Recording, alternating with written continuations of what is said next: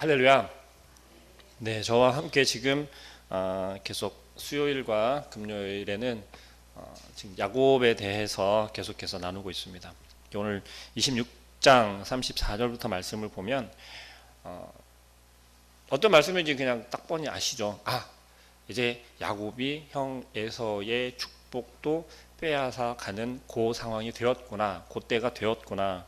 이전에 전 시간에 저와 함께 야곱이 에서의 장자권을 뺏어가는 것에 대해서 함께 나눴잖아요. 근데 제가 함께 오늘 이 시간에 나누고 싶은 것은 이것입니다. 믿음의 가정 가운데 믿음의 사람이 깨어진 가정, 믿음의 사람의 깨어진 가정, 믿음의 사람들의 깨어진 가정. 좀 우울한 그런 주제가 될 수도 있고 조금은 좀 근심거리가 되는 주제가 될 수도 있겠습니다. 그러나 지금 이 시대에 2019년 지금 3월 살아가고 있는 이 시대에 신앙인들에게, 믿음의 동역자들에게, 하나님의 자녀들에게 반드시 필요한 내용이 아닐까 생각해 봅니다. 우선 믿음의 가정 하면 제일 먼저 떠오르시는 게 무엇이죠? 믿음의 가정 하면 가장 먼저 떠오르는 게 최우선이 믿음이시죠. 믿음, 하나님 말씀, 예수 그리스도. 그런데 정말 그러신가요? 여기 앉아 계신 모든 분들 다 믿음의 가정이시잖아요. 그런데 정말 믿음의 가정이다라고 자부할 수 있을 만큼 하나님이 최우선이고 예수 그리스도만 그 가정 가운데 막 자녀들과 이야기할 때도, 남편과 이야기할 때도, 아내와 이야기할 때도, 가정에 온통 모였을 때, 한자리에 모였을 때 예수 그리스도라고 하는 그 주제로, 예수 그리스도로 인해서 막 화목하시고 즐겁고 막 그러신가요? 강수사님 왜 그러세요? 다 알면서 지금 다들 그런 표정이시거든요. 근데 우리가 정말 이것은 짚고 넘어가야 한다라는 거죠. 우리가 믿음의 가정이라고 믿음의 가정을 꾸렸습니다. 정말 감사합니다. 불가능한 가운데서도 우리가 믿음의 가정을 꾸릴 수 있고 이어갈 수 있게 허락하시면 얼마나 감사합니까? 거기에는 아마 우리 스스로의 믿음 생활, 신앙 생활을 바탕으로 아마 그렇게 이야기하지 않나 생각해 봅니다. 그래도 오늘 야곱의 가정을 통해서 한번 우리 스스로 한번 되돌아보았으면 좋겠어요. 제가 누가 한 명을 지목해서 자, 예를 들어 이모세 강도사의 집은 어때? 라고 하면서 이야기하면 좀 그렇잖아요. 우리 사모가 들으면 또 혼날 거예요. 그래서 성경에서 이야기를 하는 인물, 성경의 가정을 통해서 한번 보자는 거예요. 야곱의 가정이 어떠한지, 정말 화목하다라고 우리가 여길 만한 그러한, 우리 눈에 보기에도 그러한 가정이 정말 우리 눈에 보이는 것처럼 그런 화목한 가정인가? 혹은 교회에서 볼 때 모범적인 어떤 헌신과 봉사를 하고 있고 직분을 감당하는 그러한 분들의 가정이 정말 그렇게 모범적인 가정일까? 저는 조금 당당하게 말씀을 드릴 수 있는 예가 있어요. 한 가정이 있어요. 여전히 아직까지도 저런 가정이 되었으면 좋겠다. 저런 신앙생활을, 저런 신앙의 교육을 하면서 자녀들을 양육하고 하면 정말 좋겠다. 저런 가정이 되었으면 좋겠다라고 하는 모범적인 가정이 있어요. 정말 감사해요. 제 주변에 그러한 가정이 있음에. 그런데 오늘 우리가 함께 읽은 성경에서 이야기하는, 오늘 성경에서 이야기하는 깨어진 가정, 이것은 신앙에 대한 부분인 거예요. 하나님을 바라보고 하나님을 두려워할 줄 알고 하나님을 믿는 가정 가운데에서의 나타나는 모습을 이야기를 하는 겁니다. 이혼을 했거나 불화가 있어서 맨날 싸움만 하거나 그러한 것을 깨어진 가정으로 제가 정의를 내리는 것이 아니라 오늘 철저하게 조금 성경에서 이야기를 하는, 하나님께서 혹시 우리들에게 성경에서 이야기를 하면서 가장 제일 먼저 혹시 주례하셨다라고 생각해 본 적이 있으신가요? 그런 생각은 해본 적이 없으시죠? 하나님께서 인류 최초의 주례자였다라고 하는 생각해 본 적 없으시죠? 창세기 2장 24절에 보면요, 하나님께서 아담이 외로워 보이시니까 하와를 만드셨는데요, 하와를 만드시고 뭐하라고 하셨는지 한번 찾아볼까요? 가까우니까 한번 찾아볼게요. 창세기 2장 24절. 네, 창세기 2장 24절 찾으셨죠? 한번 함께 읽어볼게요. 24절입니다. 시작. 이러므로 남자가 부모를 떠나 그의 아내와 합하여 둘이 한 몸을 이룰지로다. 아멘. 이 한 말이 그렇게 의미를 둘 수 있겠냐라고 하는데, 잘 생각해 보세요. 이 한 구절에 다 들어있어요. 이러므로 남자가 부모를 떠나. 우리 주례하시는 분들 어떻게 이야기하는지 뭐 조금씩은 다 기억나시죠? 네, 그의 아내와 합하여 둘이 한 몸을 이룰지로다. 한 가정을 이루라는 거예요. 하나님의 주례이면서도 명령이시죠. 자, 우리는 이런 하나님의 주례사를 가지고 혹시 우리 가정에서 우리는 하나님께서 부모를 떠나서 한 몸을 이루라고 또 하나님께서 허락하신 가정을 꾸리라고 하는 그런 사명을 가지고 혹시 가정을 꾸려가시는 분 계신가요? 그런 분들은 아마 없을 거예요. 제가 말씀드리고자 하는 핵심은 이거예요. 믿음의 가정 가운데서 그 믿음의 가정이 깨어지는 데는 어떤 요소들이 있을까? 믿음의 가정들이 깨어졌을 때 정말 어떻게 되어지는가? 단편적으로 우리가 가정을 이야기할 때 단편적 외부적인 걸로 우리가 판단할 때인 거예요. 뭐 좀 삐뚤어진 가정, 아니면은 좀 막 불화가 많은 가정, 좀 맨날 왁자지껄한 가정. 근데 그러한 가정에서 태어나는 자녀들은 어떤가요? 어느 가정에서 태어나는지 좀 이런 표현하는 거는 좀 조심스럽긴 하지만 자라나는 자녀들에게 굉장히 큰 영향을 끼친다는 거죠. 매일 부모가 사랑하는 이야기만 하고 그런 표현을 하고 하는 그 가정에서 태어난 자녀는 어떤가요? 늘 사랑이 넘쳐나요. 늘 밝고 표현도 사랑스럽다라는 거죠. 그런데 그렇지가 않고 매일 막 험한 말만 하고 막 심지어 막 때리거나 그런 가정에서 태어난 자녀들은 어때죠? 우리가 딱 한눈에 보기에도 정말 좀 조심스러운 표현이긴 하지만 쟤는 좀 사랑이 필요한가 봐, 애정결핍인가 봐, 어떻게 쟤네 집은 어떻길래? 라고 우리는 자연스럽게 생각한다는 것이죠. 오늘 성경에서 주인공으로 나오는 이 야곱과 에서, 이삭의 가정, 이삭과 리브가의 가정, 어떤 가정인가요? 이삭과 리브가의 가정은 어떤 가정이죠? 하나님 주인된 가정 맞죠? 그렇죠? 그런데 문제는 이 쌍둥이가 태어나면서부터예요. 쌍둥이가 태어나면서부터. 에서와 야곱이 태어나면서부터 문제가 되기 시작했어요. 어떤 문제일까요? 이놈의 야곱이 욕심이 너무 많아요. 너무 많은데 힘이 없어요. 형 에서를 이길 수가 없어요. 무엇으로요? 힘으로 이길 수가 없어요. 그런데 오늘 우리가 함께 읽은 본문에서는 짧지만 제가 보고자 하는 것은 27장 쭉 뒤까지 이어져 있어요. 쉽게 말하면 축복하는 에서가 야곱을 축복하는 그 모든 배경이 다 들어있는데요. 살펴보면 조금 저 마음 가운데서도 이렇게 설교를 준비하면서 묵상할 때 느낀 감정이 좀 그래요. 이게 확 와닿게 저와 제 형을 조금 비교를 하면 저는 사랑을 좀 많이 받고 자랐다라고 생각해요. 지금 나중에 생각했을 때. 근데 저희 형은 저보다는 굉장히 사랑을 받지 못하고 자랐다라는 걸 제가 알아요. 오늘 성경에서 에서와 야곱을 보면요, 27장에서 보여지는 건 이삭은 에서를 너무 사랑해요. 근데 에서를 너무 사랑하는데 에서만 사랑해요. 그렇게 표현되고 있어요. 왜 그렇게 가늠할 수 있냐면, 자, 27장 1절에 이삭이 나이가 많아 눈이 어두워 잘 보지 못하더니 맏아들 에서를 불러 이르되 내 아들아 하매 그가 이르되 내가 여기 있나 하니 이삭이 이르되 내가 이제 늙어 어느 날 죽을는지 알지 못하니. 다시 말하면 이삭은 지금 자기 자신이 죽게 된 날이 얼마 남지 않은 것 같으니 지금 에서에게 축복하겠다라는 거예요. 자, 너무 당연한 거죠. 에서가 장남이니까.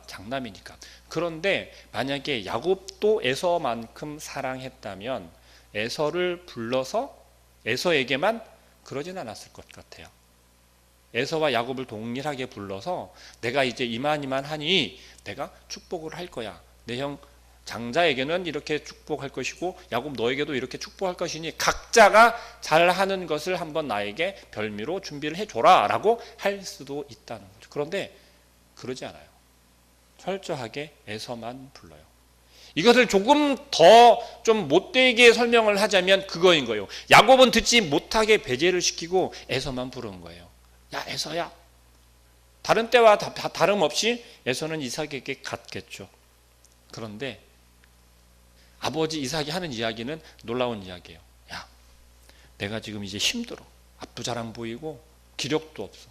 그러니까 내가 너한테 축복하고 싶어. 근데 그냥 하면 빌미가 없잖아.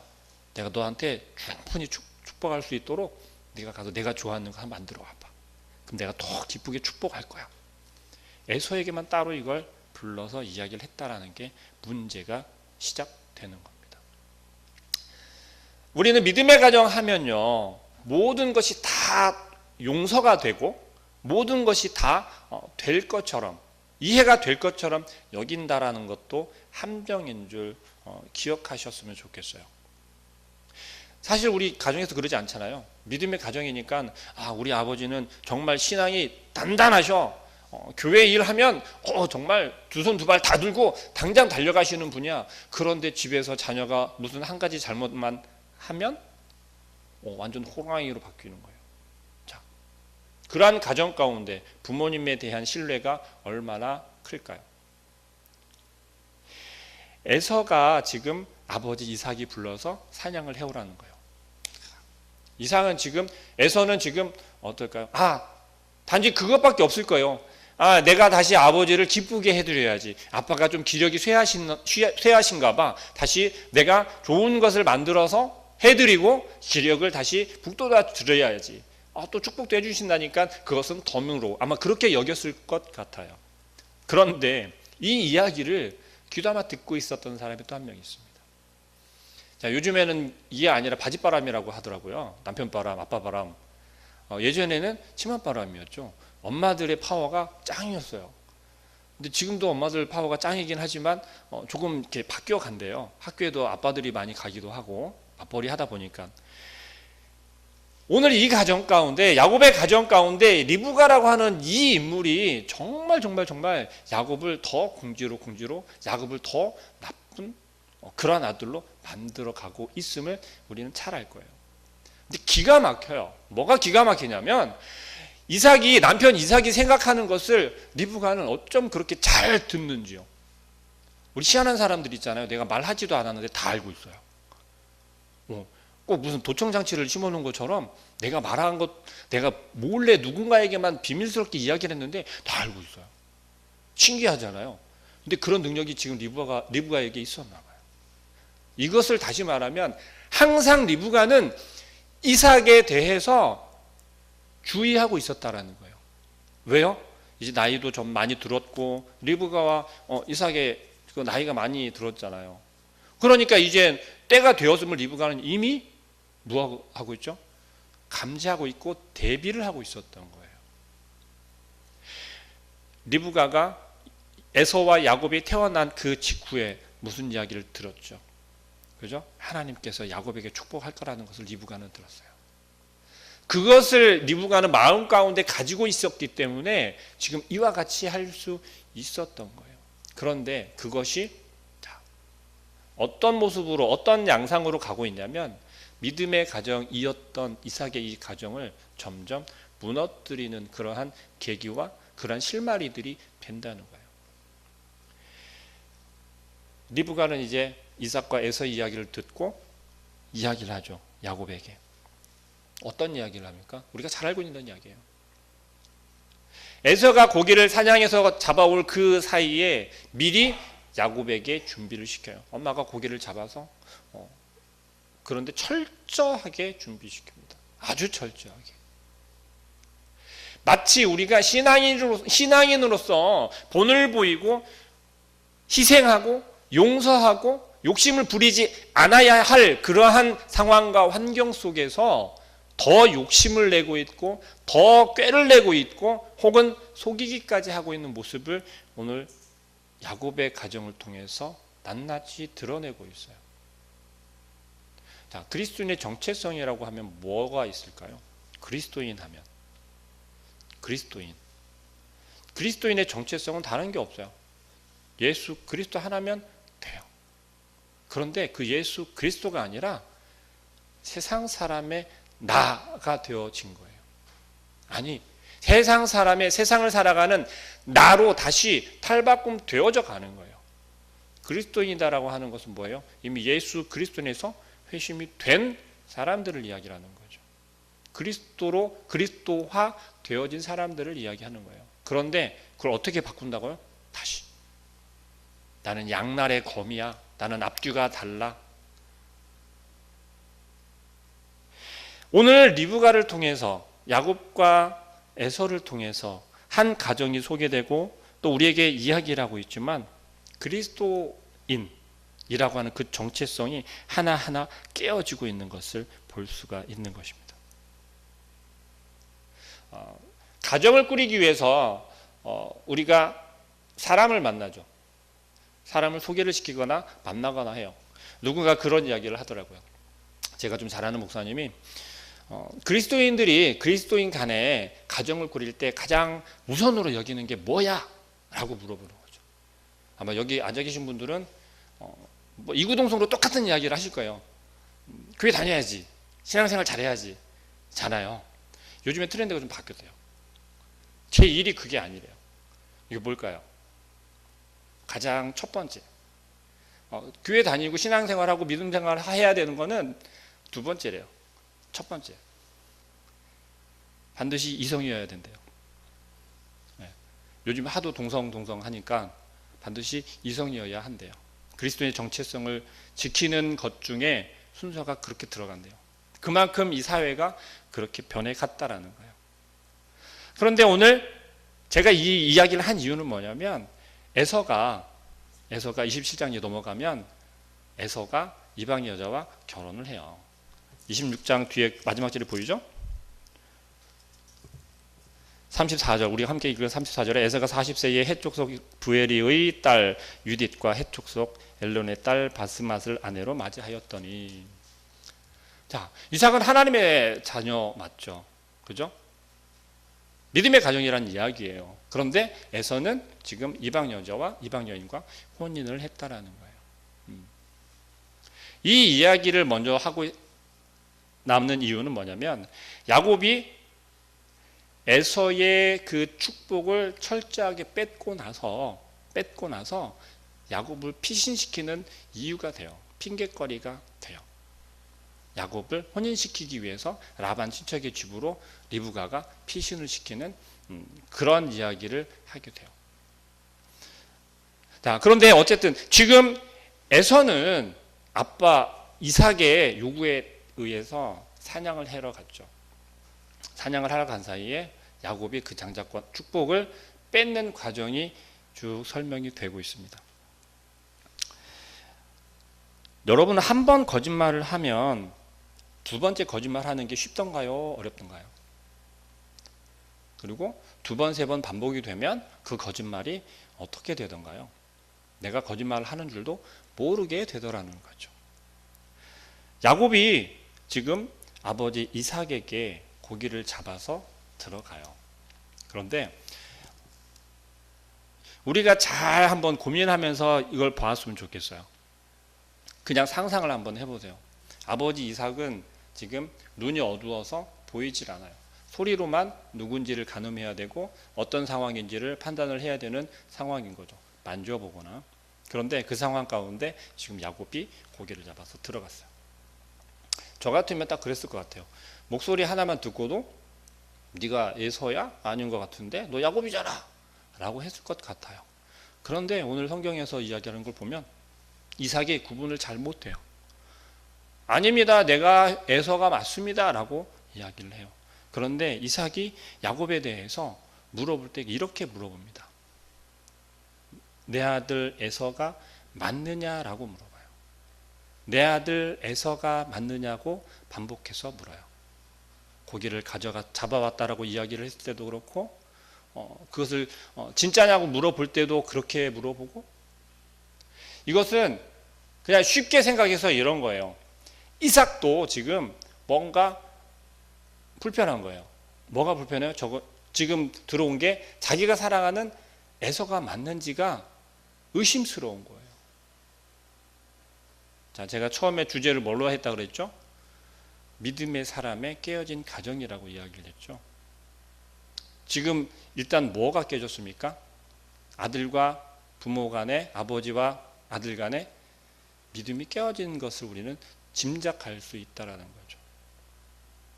아무리 지금 이 이삭이 눈이 잘 보이지 않다고 하더라도 그러지 않습니까?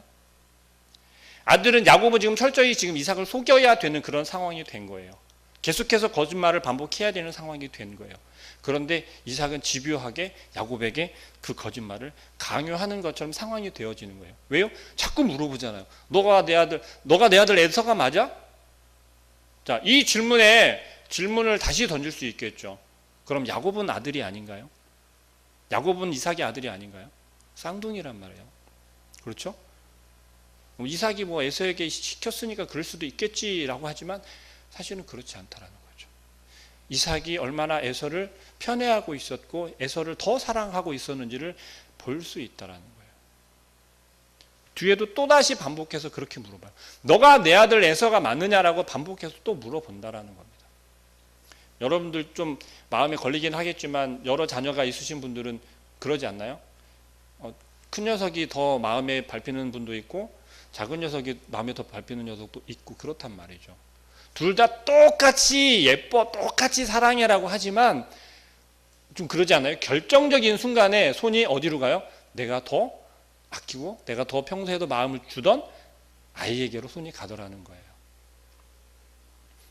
제가 앞서 말씀드렸죠. 저와 형이 좀 부모님의 사랑을 편애 받으면서 자랐다고. 그 이유는 다른 게 아니에요. 부모님과 같이 산 시간이 적기 때문에 그랬어요. 아버지가 이제 목회를 하시니까 죄송합니다.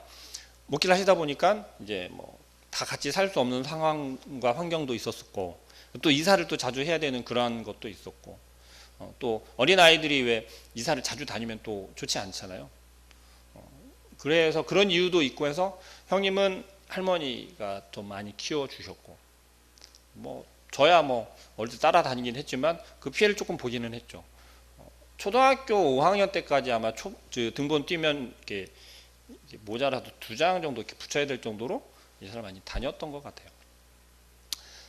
그런데 그것이 결국은 그대로 오더라는 거예요.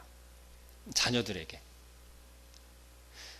심지어 이삭은 에서를 편애했다라는 것을 이삭이 잡아온 구고기 먹는 것을 너무 좋아했어요.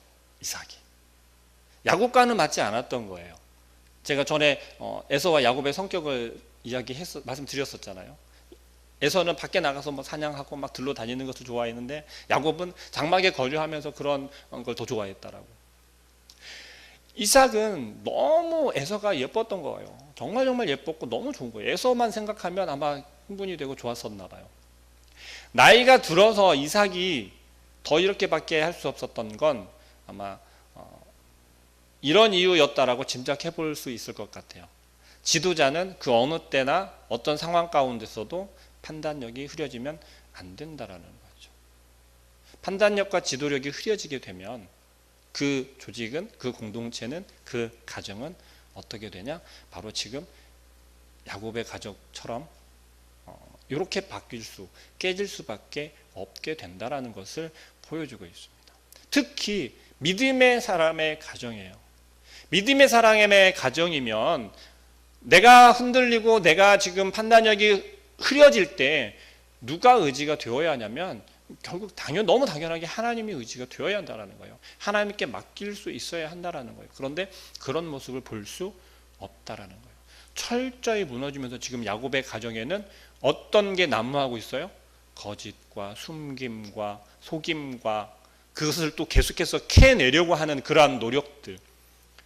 전쟁터를 방불케 하는 그런 모습인 거예요.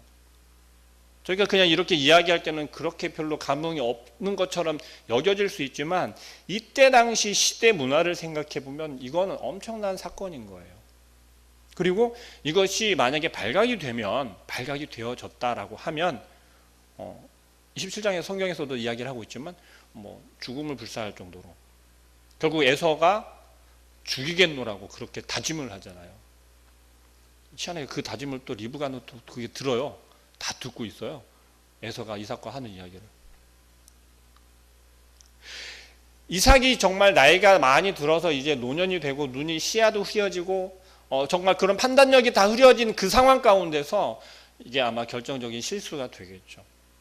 야곱이 이런 욕심을 부리지 않고 그저 하나님께서 하신 그 축복을 기다리고 있었다면 어땠을까라고 하는 생각을 해봐요. 또 한편으로 리브가가 이미 하나님께서 축복을 주겠다라고 약속하신 그것을 마음에 붙잡고 있었을 때 그것을 이삭과 잘 상의하고 이것은 준비된 거다라며 준비를 시켰다면 만약에 이 가정이 이렇게 깨어졌을까라고 또 생각해 보아요. 우리들은 하나님께 늘 매어 달리면서 가정의 남편의 자녀들의 문제들 또한 미래에 대해서 장래에 대해서 얼마나 수많은 기도들을 많이 합니까? 또 하나님께 얼마나 수많은 계획과 또 노력들을 많이 하잖아요. 그런데 정작 중요한 건 이거라는 거예요. 믿음의 가정이 깨어진 것처럼 그 중심의 판단력이 뭐예요? 본인이 된 거였어요. 내가 된 거였어요. 하나님이 되어야 한다라는 거죠. 철저하게 하나님께 맡길 수 있어야 한다라는 거죠. 하나님께 구했어야 한다라는 거죠. 그런데 그러지 않았던 것이 큰 실수였고 결국 무너질 수밖에 없는, 깨어질 수밖에 없는 상황까지 가져갔다라는 거예요. 만약에 이삭이 모세는 120까지 살다가 죽었지만 어때 했다라고 설명이 되냐면 기력이 전혀 쇠하지 않았대요. 보는 것이 전혀 거침이 없었대요. 완전히 건강하게 죽었다는 거예요. 그 상황까지 만약에 그러한 상태로 이삭이 살아남았었다면 어땠을까? 양상이 어땠을까? 그냥 이건 추론해 볼 수 있는 거이겠지만 그런 생각을 잠깐 해보았습니다. 오늘 우리가 함께 이야기를 하고자 하는 것은 다른 게 아니라 바로 이것이요. 믿음의 가정 가운데 정작 우리는 믿음을 지켜나가고 또 믿음으로 아이들을 양육한다라고는 하지만 정말 그렇게 하고 있는지예요. 한순간에 무너질 수 있다라는 거예요. 한순간에 깨어질 수 있다라는 거예요. 어떨 때 우리의 마음 가운데 세상적인 것이 더 많이 비집고 들어올 때 하나님이 가장 우선이며 하나님 중심이어야 하는 걸 알면서도 지금은 조금 내려놓는다라는 표현이 지금은 잠깐만 하나님 우선이 아니고 이걸 먼저 하고요. 우리 조금 편하게 그렇게들 많이 생각하잖아요. 결정도 하고. 지금은 하나님이 나서실 때는 아니고요. 지금은 안 나셔서도 돼요. 지금 우리가 할 수 있어요. 제가 할 수 있어요. 라고 하는 생각에서부터 점점 하나님께서는 밀려나기 시작한다라는 겁니다. 예수님이 우리의 마음 가운데 완전히 꽉 차 있어야 하는데 그것이 조금만 자리를 비껴줘 보세요. 지금 이게 놀 데가 없으니까 조금 예수님께서 양보해 주시고 원래 예수님 그러신 분이잖아요. 라면서 우리는 어떻게 해요? 우리 마음 가운데서 자꾸 밀어낸다는 거죠. 무엇으로요? 지금 내가 당장 직면한 것을 통해서. 그 문제가 우리에게는 너무 힘들고 어렵고 클 수 있어요. 그러나 그것이 예수 그리스도보다 하나님보다 크지는 않다라는 겁니다.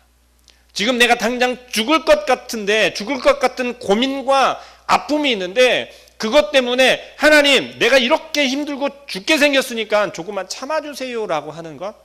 우리 가정 가운데 이런 큰 문제가 생겼는데 그것을 먼저 해결 좀 하고요. 그게 우선이 맞을까요?